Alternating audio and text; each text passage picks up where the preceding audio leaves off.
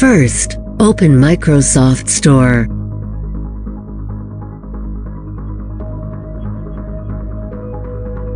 Search for Kali Linux.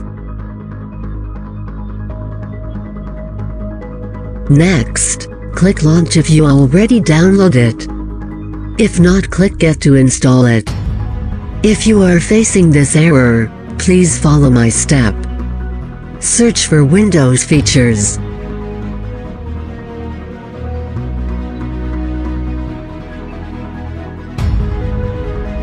Wait for window load up. Then, find Windows Subsystem for Linux. Tick that folder. Click OK. Wait for the process complete.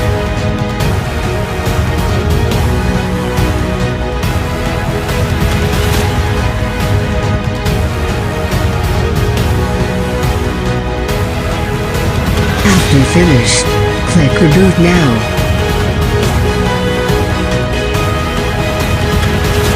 After restart, open Windows Store again.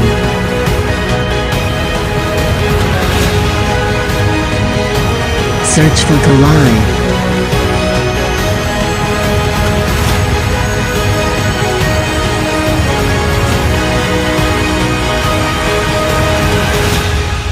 Launch.